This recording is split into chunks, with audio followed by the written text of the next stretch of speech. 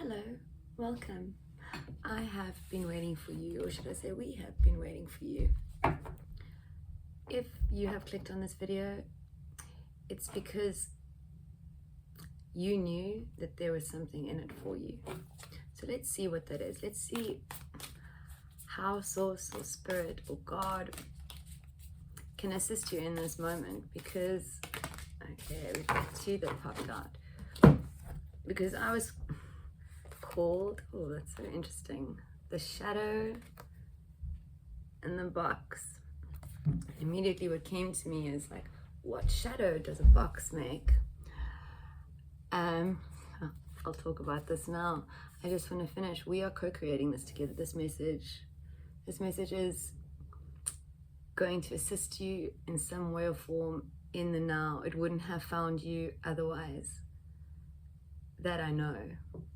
So let's see how Source can be of service here. Because I do get this feeling of just Source, Spirit, your guardians, whatever word works for you, your higher self. They are so inspired by you. They're inspired by you. They are so inspired by you. So let's see what else they have to say. Okay, the box. I will read from the book at the end of the reading. If I forget to, which I do sometimes, it'll be in the description box. Okay, so what comes to me intuitively with this box archetype is that this is you, and this is you, and this is sort of the murkiness of your thoughts and what you're not sure of, or your fears or your doubts or your past or your future, because that's generally where fear and doubt live. And when we're worried about the future, we're worried about the past. But this is you, and this is you. This is just what you think is you. Like you've put yourself in a box. And the only way to get out of the box is to accept that the shadow is you too. To embody it, to allow it to be you. That's what's coming to me. And if I look at the shadow, let's see. Let me just breathe into this. I think what I said with the two cards combined, it's like you have to accept all of you, because all of you is you. You know, for there to be light, there needs to be dark. But there's nothing wrong with dark. There's nothing wrong with it. We've just been conditioned to see the world in good and bad, and right and wrong, and principles, right? How often do we fight for the principles? How often? 333, as I say that. Let's see, I have a couple of decks out here. I really wasn't sure which one I was drawn to, so I pulled the ones that I was drawn to the most. Okay, let's just get one more shuffle, see if anything flies out. What is here? The Ten of Swords. And okay, I do want to pop out. I've been told that there's a pop out coming with regards to this Ten of Swords. So let's just, there we go. Pop outs. Two of Pentacles, the Justice, and let's see what's at the bottom here. The Eight of Swords. Okay. This feeling of being trapped, of being stuck, of being limited, right? You feel trapped because you still feel limited. You're still believing that you are limited. We have what popped out here, the Lovers, the Five of Swords, and the High Priestess. The High Priestess, I want to talk about her. She she is coming out of shadow, right? Out of mystery.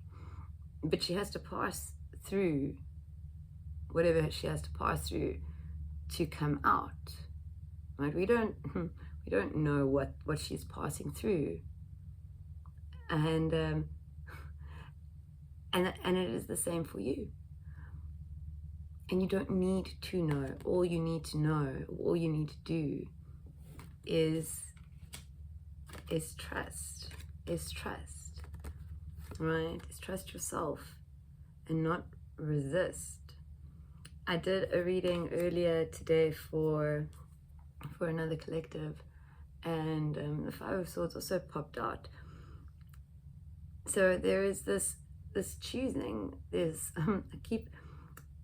choose your battles. Choose your battles. Like, do you really need to 555 with the 5? Do you really need to be fighting the battles that you are currently fighting? Maybe it's at work, maybe it's with yourself, maybe it's just fighting what's happening in the moment. Do you really need to be fighting these battles? I'm kind of getting a feeling that they're battles with yourself, like more like patterns of behavior. But this is the Lovers. For me, the Lovers here is representing the alchemies, the alchemization of all your parts,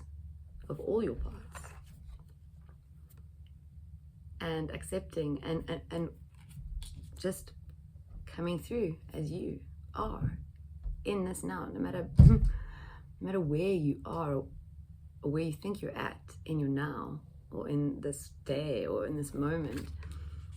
You need to we all need to remember and hold on to the truth that we are exactly as we are meant to be, exactly when we are meant to be, with everything as it is. This isness, right? So we had this this Ten of Swords, this painful endings, this separation, this clinging to something that no longer is. And when I asked for clarification, we got the Two of Pentacles. So polarities, you're being pulled in different directions. Is it the heart and the mind pulling you in different directions? Is it a decision to be made?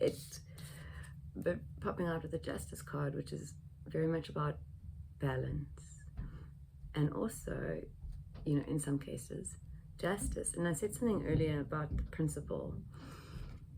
A lot of our core beliefs, or I have found in my experience, that a lot of my core beliefs I then didn't justify, but yeah, let's go with that. I justified as, but it's the principle. Like, it's the principle that makes it wrong. Like, it doesn't matter, it's the principle. And I have found that when I use that term, it generally means it's something that I believe, something that I've chosen to believe, something that I have sort of cemented in as a core belief, and something that needs to be shifted.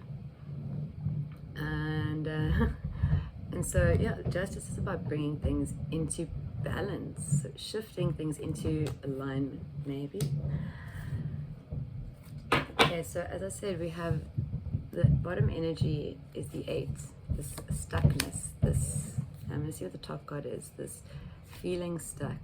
And we have the Knight of Swords, which is, strangely enough, also has popped up in a lot of readings for a lot of collectives. And this is, like, you may be feeling stuck, but you still know you're going forward.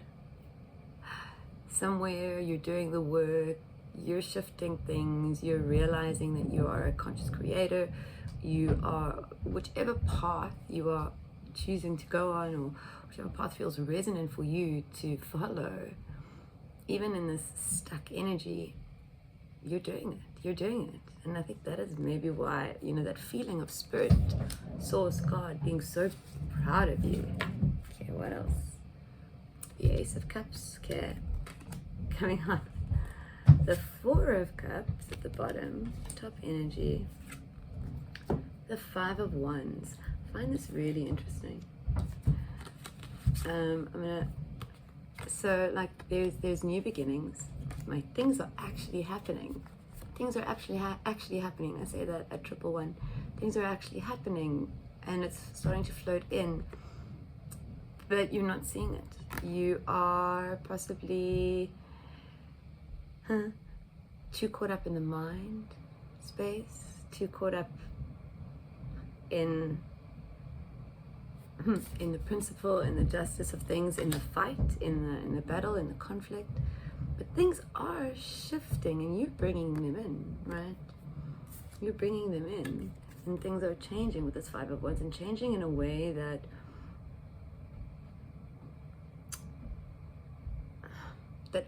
you control. You control the change.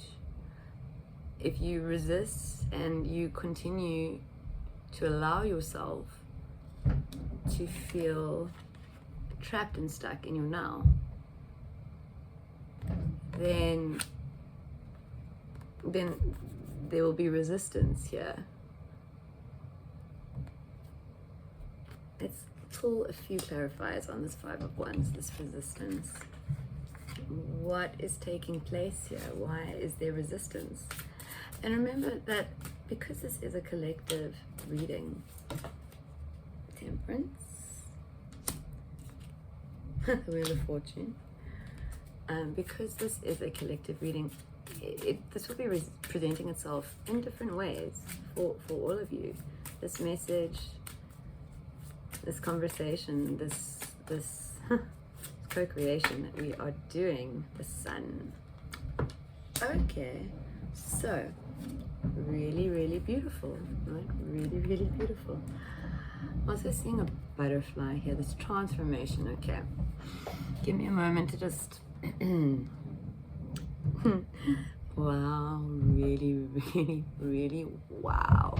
Okay, this Five of Wands, it's not about resistance, it's about transformation. I have brought up the butterfly and the cocoon and that a couple of times, and I think I may have made reference to who knows what takes place in the cocoon state. I heard somebody else say, like, who knows if the caterpillar even knows it's becoming a butterfly? Like, who knows? Maybe the caterpillar does, maybe it doesn't. Okay, that's what's taking place, and that is okay, because it's beautiful, because the transformation is gonna take place, right? And everything that you experience, so the resistance, whatever resistance there may or may not be, because it's different for everyone, the resistance is just strengthening your wings so that you can fly, even like faster than a butterfly that had it easy. And I don't like to make comparisons, but I think to try and emphasize my point, I may have to. But there is this, if you help a butterfly out of its cocoon, it can't fly, its wings aren't strong enough to fly. So some butterflies may, get out of the cocoon with great ease and start flying. But if we think of gym, like the more you exercise something, the stronger it is. So you are just gonna fly. You're just being, your contract was to fly high. And bright and beautiful. Everyone's was. So in this transformation state, things are being brought into balance. Everything is as it should be. Everything is falling into alignment. You are beginning to see, understand, open up to, even watch videos like this without turning it off before it ends. As I say that. This is you opening up and choosing you and choosing the truth. Or when I say the truth, the truth of anything that I said here that resonated with you, that would be true for you, that is truth for you. Whatever didn't resonate with you and you did not feel to be truthful to you is for somebody else, not for you. Leave it for them. The Wheel of Fortune with the Sun and the Temperance, things are coming into balance, things are coming in. And you are really, you're gonna be such, you are such a bright light. You are such a bright light. You just need to remember and accept that you are this beautiful bright light. And you need to, we all need to. This is something that is a necessity. This is why I'm using the word need here, is because it is needed. It is needed to finally surrender to the truth, to finally surrender to the beauty and the magic of you, so that everybody else can see the beauty and the magic of you. I'll give a quick shuffle, but I am not sure if anything else is going to come out. I would be surprised, but Spirit and Source do love to surprise us. The Three of Pentacles. I'm not taking bottom or top.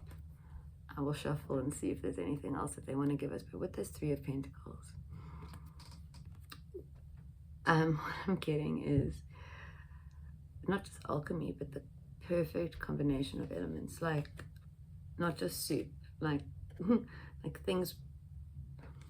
Okay, the image that's coming to me, probably from like a cartoon or something, but they're going on an adventure and they have to, for something to be seen, everything has to be in place. Like a sundial has to be moved and the sun has to be at the right thing and it has to be at the right date in order for them to see. That's what's happening to you. Everything in perfect precision and timing. And it's really wow. It really is wow. And one more shuffle, and then we are done. Page of Pentacles. You are grounding yourself in this truth, or will be. And and everyone's gonna see it, is what's coming, is this truth that you ground yourself in. It will be your reality. And yeah, that's magical. Okay, I actually have remembered to read from this book, but I see now that oh, there it is. Sorry for the interruption here, guys. The box. Okay, hopefully I find it with relative ease.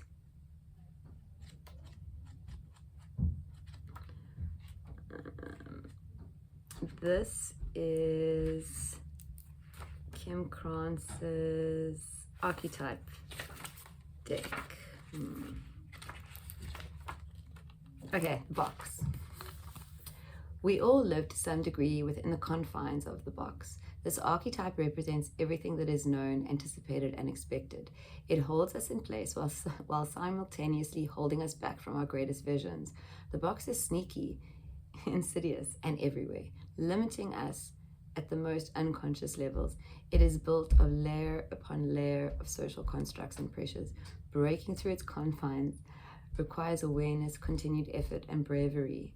The box may appear as expectations from parents, a well-paying but heartless job, the pressure to look or behave like others, or simply to stay small. There is a box around you now, made of some type of confining thought. What is it?